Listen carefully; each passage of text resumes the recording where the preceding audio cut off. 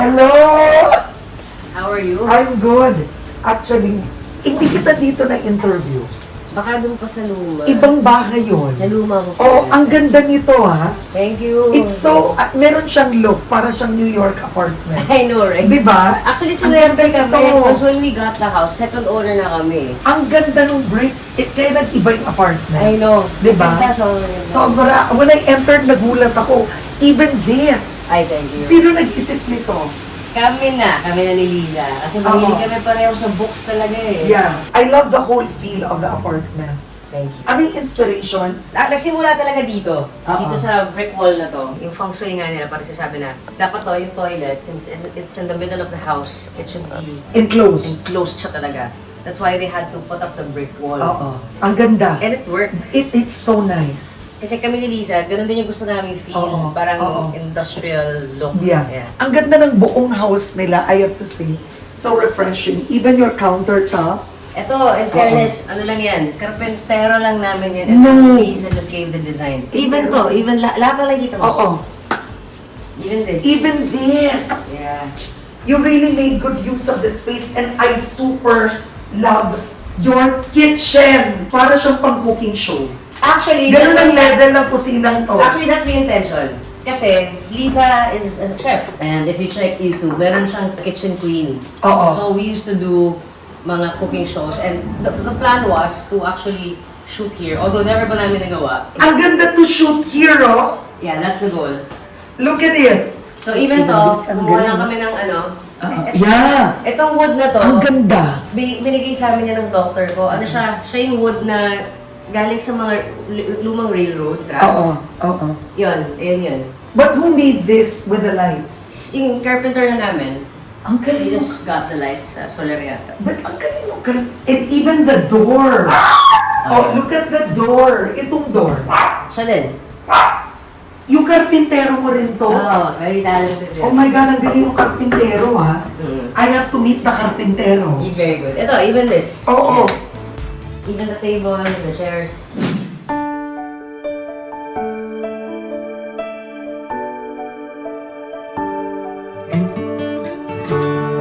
Alam mo, nagulat ako when I read that you said you were battling with depression for 17 years. Yes. Looking back, when did you first feel it? Early 20s ate. Ano siya eh. Siguro, I've been going through so many things during that time. And ako kasi, I'm not the type of person na, you know, if may problema akong pinagdadaanan, I talk to friends. Hindi ako ganun eh. Talagang as much as possible, parang I try to solve things by myself. And siguro nagpatong-patong lang siya talaga nun. And siguro may na-trigger ako or something. And then I felt at that time that everyone was leaving me. Parang may ganun ako feeling. So it started as anxiety at first. Talagang hindi ako nakakakain kasi parang I was so nervous. Parang lagi akong agitated hanggang sa hindi na ako nakakatulog kasi parang feeling ko pag natulog ako, lahat ng tao iwanan ako. Doon ko talaga nalaman na may something wrong kasi hindi ako ganun eh. Hindi ganun yung personality ko. I was with my ex-girlfriend back then. Kaya, so kahiga kami sa bed, patulog na. As in, tatayo lang siya to go to the toilet. Talaga, saan ka pupunta? Iwanan. As in, ganun. Parang, oh my gosh, ang praning talaga. Kunyari, paalis siya papuntang school. Talagang, mabalik ka, di ba? Hindi mo ako, ganun. Even with my mom, takot ako na baka mawala siya, ganyan. Tapos hanggang sa doon na nag-start. Because the anxiety, parang lumalim na siya, nang lumalim hanggang sa hindi na ako nakakagalaw, wala na akong energy for things. Parang you're like always agitated, parang feeling mo inaatake ka sa puso, hindi ka na nakakain, hindi ka na nakakatulog. Halos lahat. So parang, nung nakita ko yun, sabi ko, ano to? Parang ganun. So, I spoke to my friend who's in the States. At the time, she was still studying to be a psychologist. Sabi ko, okay, I've been feeling these things. Sabi ko, so sinabi ko sa kanya yung mga pinagdadaanan ko, yung mga parang symptoms. She's like, you know what, Aiz, I think it's best if you have yourself checked. I mean, wala namang mawawala eh. Actually, psychiatrist ako dumiretso. And then we had sessions. And then yun nga, I was diagnosed with anxiety and clinical depression. Anong naging feeling mo nun nung sinabing may clinical depression ka? It actually made me feel better. Because nung sinabi niya na, okay, you have clinical depression, you have this, parang, okay. May pangalan na. So, sabihin, pag may pangalan, I'm not the first one who's going through this. Hindi ako weird, hindi ako for lack of a better word, nababaliw. And I know that there are meds for that. And ang ganda rin ng sinabi ng doctor ko noon kasi parang di ba nga, there's this whole stigma about all these mental health concerns. Pero Ice, when you first felt depressed, out ka na nun in your 20s? Yes, I was already Oo. out, yeah. Were you already a transgender in your 20s? No, at that time, I didn't even know what transgender meant. Pero I thought out I ka was na? out na ako, but I thought the whole time was lesbian. Alam mo yun, ate, kahit alam mo, okay, sige, lesbian ako. Pero there's something weird pa rin na parang hindi pa rin ako makarelate sa pagiging lesbian. Because, I mean, I have lesbian friends and, you know, when we would share experiences, parang iba yung experience nila sa na-experience ko. So, hindi ko alam if it's just because of the partner I was with or because, yun pala, looking back, kasi hindi pala ako lesbian, kasi trans ako, which is totally different. Do you think that triggered your depression or you think it's something else? It's definitely something else. Not actually connected to my gender identity. Oo. Balikan natin, what was the darkest moment? The darkest moment siguro, I could pick two. One was during the time that I was with someone na I could say that she didn't fully understand what depression is. And every time I take my meds, parang it was being taken against me pa. Na wala akong kwenta kasama, ang boring ko, ganyan. So I had to stop taking my meds and I felt like I was walking on eggshells the whole time. As in, grabe yung fear ko. Parang sobrang anxious ako kasi I have to watch my words, I have to, you know, think of everything muna before saying anything. The next was really during the pandemic. Yeah. I could say that that was very hard for me. When your dad passed away? When my dad passed away, it was during the pandemic also. Kaya talaga masabi kong hard yung pandemic kasi ate nagkapatong-patong siya. I mean, one big chunk of my identity is me as a singer and as a provider, right? So I lost that during the pandemic. So I already Nung wala kang kita? Yeah. So I already felt like I had no purpose. And then here comes, you know, my dad na he was needing all these medicine, mga procedures to be done. And unti-unti mo rin nakikita na mawala yung pera sa account mo na hindi mo alam kung saan mo kukunin yung panggastos para sa kanya. Oo. Pero syempre, ayaw mo rin paramdaman yun sa kanya kasi syempre, hindi naman na dapat nang malaman yun. Because you want him to be comfortable. That's it. Ayun, so nagpatong-patong siya. Oo. But how did his death affect you? What I did nun, I consciously stopped taking meds because I wanted to go through it like any normal person. Kasi ang fear ko nun was if kunyari, nung time na nag-pass siya, naka-meds ako, baka hindi ko maramdaman yung dapat ko maramdaman. And when I'm off med, tsaka ako dun makaka-feel ng all these emotions na wala na siya, na hindi, alam mo yun. So I stopped.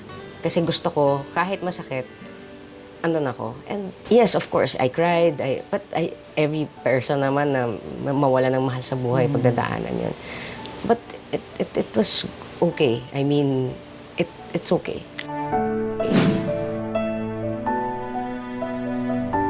Now, in the 17 years, there was a point, one of the darkest periods Liza shared was you were suicidal at one point. Yeah. Yun, during the pandemic, at least for the first 3 months nung lockdown, nag-stop lahat eh. So, I was enjoying that. Kasi I didn't feel the responsibility na kailangan kong trabaho, kailangan ganyan. But then yun nga, when everything resumed, but I still had no work. Hindi ko alam kung saan ako kukuha ng trabaho. And I wasn't being creative because I knew that I was getting depressed. So yun na talagang normal na yun sa akin. 20 hours, 22 hours straight, nasa kama lang ako. Tatayo lang ako if I have to go to the bathroom. Talagang downward spiral siya. Na parang feeling ko talaga wala na akong purpose. Kasi syempre, di ba, seeing my wife, like, achieving all these things, happy ako for her. But yung utak ko, parang lalo akong, ikaw, anong ginagawa mo? Ikaw, alam mo yun. May ganon. Depression is not even about being sad. Depression is you not having the energy to basically do things. Sometimes when you have depression, you're not even feeling anything. You're just numb. So your depression is like the magnet that, you know, that sucks you just into your bed na parang dito ka lang. But your anxiety is telling you, hoy, ano nang nangyayari? Ba't wala ka nang ginagawa? Uy, tumayo ka dyan. Hoy, ano ba? Gumawa ka ng kanta. Mag-recording ka. Kita mo yung mga ibang artists, ang daming ginagawa. So, imagine that, like, in your head, fighting every single night and day. So talagang, I was so tired. And it was really a time na sabi ko, gusto ko magbaril.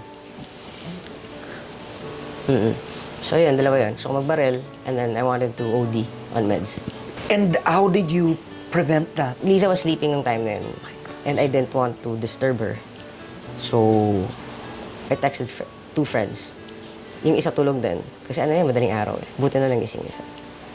And then, I told Liza kinabukasan. I didn't even know how to tell her kasi, I mean, how do you say those things, right? Parang I was so empty and just so empty and broken that I cannot handle any reaction, any emotional reaction. Like, it would drive me more to the edge, parang ganun. But thankfully, when I told Liza, it was very unselfish of her to just not think about what she's feeling and just talk to me like, why did you feel that way? Parang, hindi yung typical na pwede mo like, hindi mo ba kami naisip? Kasi normally, ganun ate, di ba? And so, ayun, na-appreciate ko talaga yun. Actually, I told my doctor about it kasi my doctor was like, are you feeling anything? Ganyan, sabi ko, well, yeah, sometimes. Naiisip ko, sabi ko, what if, ayun, inumin ko na lang lahat ng gamot ko. So, ayaw akong bigyan ng doktor ng gamot ko. Hanggang hindi niya kinakausap yung asawa ko kasi parang, of course, she's afraid. And that's the thing eh. These thoughts will always be there, ate. Yan ang tanong ko because people sometimes, they think, ay, depressed ka, mag-exercise ka lang. Alam, be happy. Tanggalin mo yan sa utak mo. I hate that. Diba? Naririnig mo yun? I hate that. Parang kapag gano'n yung sagot sa'yo, para ini-invalidate yung... And yes, as depressives, we know. We know naman that whatever it is that triggered us, for you, it may be mababaw. But for us, it's not. Oo. And siguro yun lang, validation lang na you're there. You don't even need to speak or say anything. Makita ka lang namin dyan ka, hawak mo lang yung kamay namin, we're good. It's a different headspace when you're there. And ako ate, I'd like to think that since I've been batting this for so long, I already know what to do. But when you're there in that moment, iba siya talaga. Oo. Did you hear voices? Thank God, di pa naman umabot sa voices. But the thoughts are real. So, minsan, it goes as fast as, ay, ano pagkain yun? Ay, gusto ko humiga. Ay, yung pet ng aso ko. Ay, gusto ko pakamatay. Ganun siya. Now, on good days, hindi mo siya papansinin. Alam mo, thought lang siya. But sometimes, on bad days, pwede ka mag-dwell doon eh. What amazes me is you're aware. That's why therapy helps big time. Kasi it's helping us understand. I mean, yes, it's also good to talk with friends about feelings. But there are things that sa hindi alam ng friends eh, na alam ng doktor mo. Mm-mm. So, ayun, or importante din. Kasi Oo. siguro kung di ko nakausap yung doktor ko, hindi rin ako magkaroon ng ganitong klaseng understanding about it. Is it chemical? It's chemical. That's why it's called clinical depression, because it's chemical. Kasi di ba may iba na parang may seasonal, di ba? Parang minsan kapag Pasko or ganyan, or umuulan, ganyan. Meron naman because of, let's say, a big problem, di ba? Hiniwalayan sila ng jowa nila, ganyan, or bumagsak sa exams. But sometimes, kapag clinical, like with mine, pwedeng wala akong pinagdadaanan eh. It's just really, I lack production ng serotonin. That's why.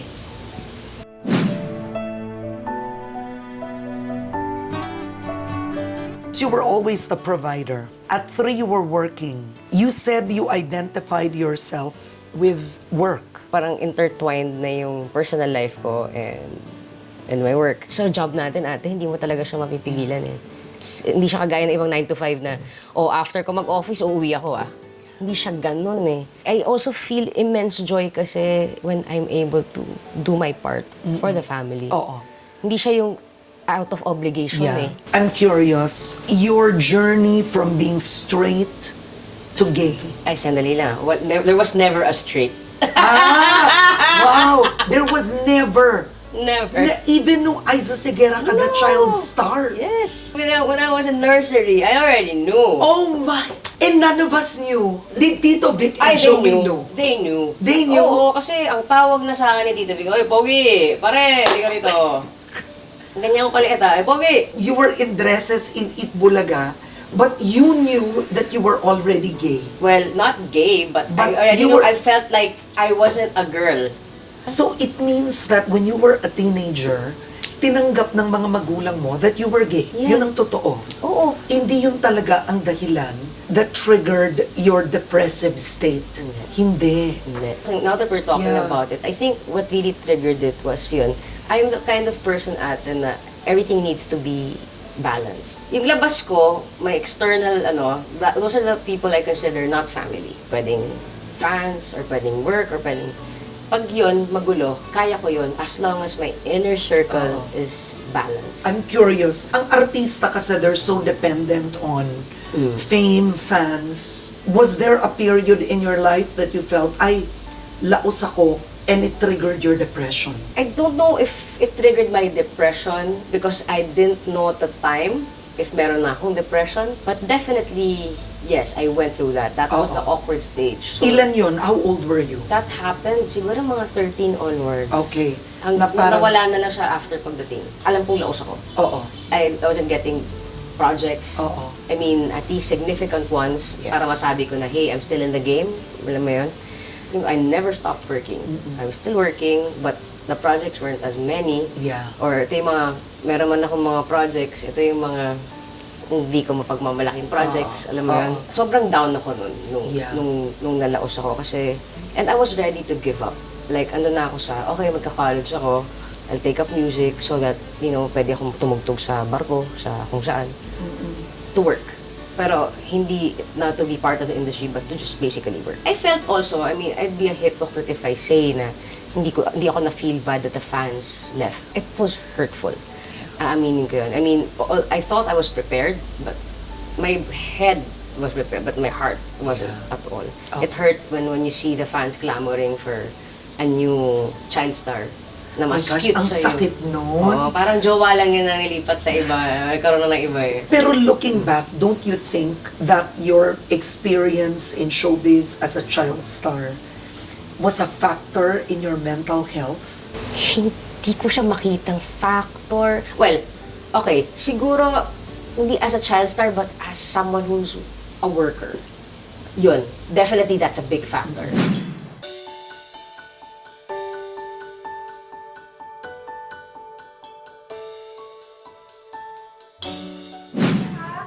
How are you? Oh my God. Ano pa rin, blooming? My God, you haven't changed. Thank you. So pretty. Wow. Ang ganda ng daughter mo. Ako pinakamaliit dito sa I said, pamilya. model. Sinabi ni Ice, ikaw yung nag-interior ng lahat. Yes. Ang galing mo. Thank Ano you. yung inspiration?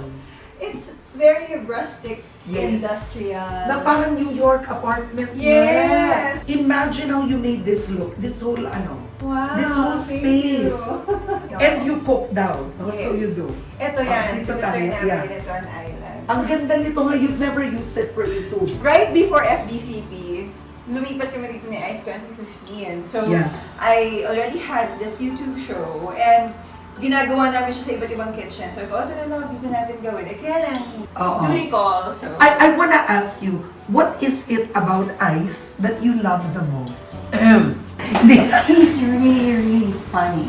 Oo, I agree. Grabe, like, Oo. he would always have something na talagang, ang babaw kong tao, yung Oo. talagang aliw-aliw ako Pero sa what kanya. made you fall in love with Ice? His principles, his Oh. integrity, and his humility. Pero hindi mahirap to stay with a person that has experienced long-term depression. Ay, mahirap. May mga Mahirap tao, din. they would leave, they won't last. Mm-mm. How do you do it? What makes you stay? It's a part of us. I've embraced it as a part of us, as a part of him. Hindi siya dapat ma-stigmatized. So why would you leave a person who's going through depression when you know that it's something that you can both manage together? And that's something na kailangan niya ikaw lalo as a support system. So, Oo, grabe I'm naman. there. Swerte niya eh. Swerte ko. Grabe! Oh, and what about si Amara? More than anything else, he needs someone to be there for him. And because of depressed people need. It's a good support system that they can Yeah. lean on whenever times get hard. So of course, I try to, me and my mom, we try to be that for him. We always try to let him know that we're here, even if he's distancing himself or, isolating himself, like, we're always still gonna be here. Ba't siya slang? I taught her kasi. I actually taught her how to speak English. Ba't ka slang? Ba't Yung may accent. That she's born in the US kasi. Kaya. Pero, 4 years old pa lang, nandito na siya.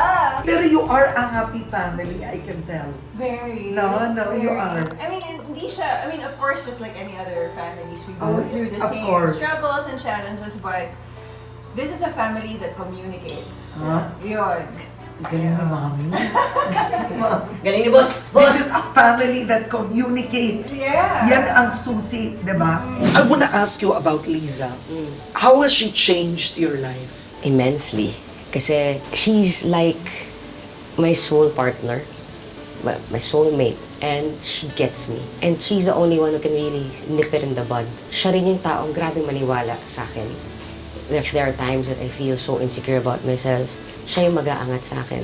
Sometimes we would have nights na nagkukentuhan lang kami about a certain story that we would like to make together. It's fun. It's so Is that what's important if you're a person na who's undergone depression to have a partner who really is accepting? Yes, so someone who doesn't belittle what Yeah. you're going through. It's all about trust, di ba? If I feel that hindi mo siniseryoso yung pinagdadaanan ko, why should I trust you? Di ba? Bakit kita pagsasabihan ng innermost feelings ko kung hindi mo naman pala siniseryoso? Eh, ako seryoso sa akin to eh. I'd rather not waste yung karampot na ano ko ba, energy ko para sayangin at sabihin sa'yo kung baliwala lang pala sa'yo yan. So,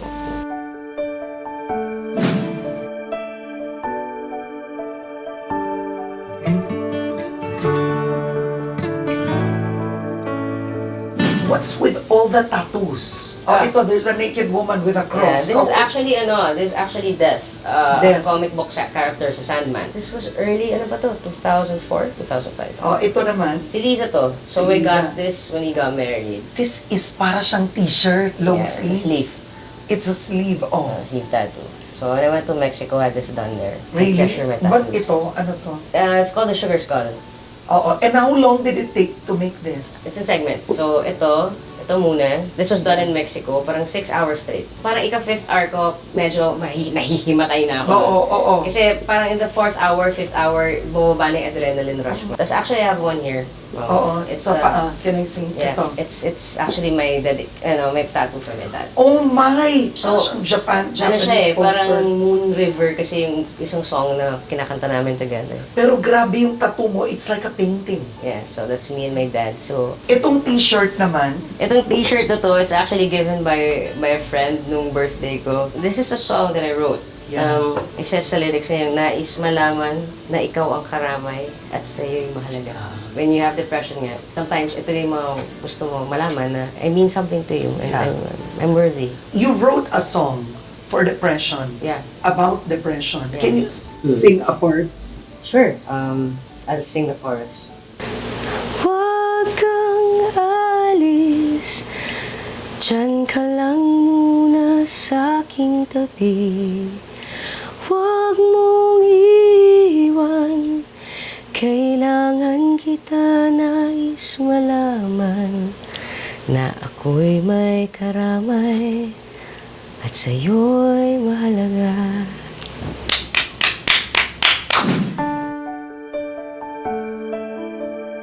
And then you have another concert. What makes this different? Siguro ito, medyo lumalabas ako sa comfort zone ko because I'd be singing some songs that are normally sung during karaoke lang. Kasi my influences when I was younger, bukod sa folk songs or Broadway songs, I'll be putting some of that there. It's also a different experience because it's like a docu-concert. The segments would be actually a documentary style thing. So parang they're watching a movie with a live show experience. Oo. Alam kong hindi mo pansin, narito lang ako. Maraming nanonood. They want to know the telltale signs sa mahal sa buhay. Ano yung naramdaman mo that was the start of depression that they should look out for? I think number one is withdrawal. Wala kang gana makipag-usap. Don't mistake depression as just sadness. Because there are other people who look happy, but kinabukasan nagpakamatay na. Di ba? We see that in Facebook sometimes na pick a picture of this guy na parang, oh, he looks happy, and then a few hours after, nagbigti na. It's hard to talk about our emotions sometimes because even us, we don't understand why it's going on. So, hindi siya yung parang, ate, usap tayo kasi masama yung loob ko kay ganito. Hindi siya ganun eh. Either minsan, irritable yan. Ayun, ako lagi yun sa akin. Nalalaman ko kapag paparating na siya, kapag nagiging irritable na ako. Minsan, sobrang ikli talaga ng pasensya ko. Kasi nawawala na yung energy ko eh. Lagi ako nasa kama. Wala akong gana to do the things that I would normally be excited about. It's either you oversleep or you don't sleep at What all. about you? Did you oversleep or hindi ka natutulog? Nag-oversleep ako. Pero gising ako ng madaling araw. Pero buong day tulog ako. That's depression. One of the things The signs. one of the signs. Dumaan ba na umiyak ka ng umiyak? Uncontrollable crying? That was the first time. I think the uncontrollable crying happens when you don't understand it. Yun po yung pinagdaanan ko nung first time na hindi ko pa alam I have depression. Talagang iyak ako talaga na iyak na hindi ako yun. As if hindi ako iyaking tao. At saka hindi mo alam bakit. Oo, at saka iyak na parang ganon. Anong moment na serious na to? Oh my gosh, dapat kailangan na ng tulong. May ugali talaga ako na hanggat kaya ko kasing ako. Yung pandemic, when I really felt it was really bad, si Lisa na napansin niya. As in, siya na yung nagsasabi na, love, okay, for today, just turn on the lights at 1 p.m. Yun na yung activity ko for the whole day. Nagbubukas ka lang ng ilaw. Actually, hindi ko pa minsan nagagawa yun. Yun na yung request niya sa akin. Kasi talagang wala akong energy. Imagine niyo, hindi ko kinakausap yung asawa ko. Hindi ko kinakausap yung anak ko. I don't call my mom. Kasi nandun lang ako, nakahiga lang ako. Tutulog lang ako. Tapos nakaglue lang ako sa pinapanood ko. Nakagaroon lang ako. Patay. Kasi ang dilim-dilim-dilim ng kwarto. And that slump you can't control. Kahit sabihin mo, willpower, it's really your head that's basically effing you up. So, Wow. yeah. This is already me knowing what I have, Yeah. me knowing what it is. And you're educated na about and it. information about it, but if it strikes you bad, it strikes you.